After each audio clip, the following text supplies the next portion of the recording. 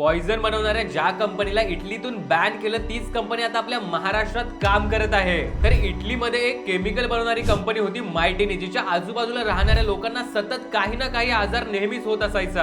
आणि ज्यावेळेस या आजारांचे प्रमाण खूप जास्त वाढलं, त्यावेळेस येथील लोकांनी त्यांच्या टेस्ट केल्या आणि त्यांच्या रक्तात त्यावेळेस PFAS हा केमिकल आढळला। हा केमिकल आहे ना याच कंपनीत बनवला जायचा।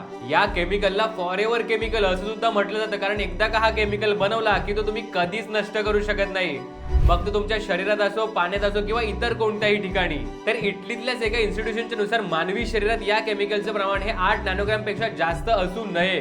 परंतु ज्यावेळेस इथलेच एका वर्करची टेस्ट करण्यात आली ना, त्यावेळेस त्याच्या शरीरामध्ये या केमिकलचं प्रमाण 91,000 पेक्षाही जास्त होतं। आणि अशाच प्रकारे त्या परिसरातील 3.5 लाख लोक या केमिकलमुळे इफेक्ट झाले होते। त्यानंतर 2018 मध्येच इटलीच्या सरकारने ही कंपनी बॅन केली आणि संबंधित जेवढी माणसं होती ना त्या सगळ्यांना जेलमध्ये टाकलं। पण ही कंपनी बंद झाल्यानंतर ज्या गोष्टी घडल्यात ना त्या सगळ्या भारतीयांनी नक्कीच ऐकल्या पाहिजेत। 2019 मध्ये ना या बॅन केलेल्या कंपनीच्या उपकरणांसाठी एक ऑक्शन ठेवण्यात आलं आणि या ऑक्शन मध्ये ना फक्त एकाच कंपनीने बोली लावली आणि ती कंपनी होती विवा लाईफ सायन्सेस। भारतातल्या लक्ष्मी ऑर्गॅनिक्स याच कंपनीची ती एक सबसिडी कंपनी।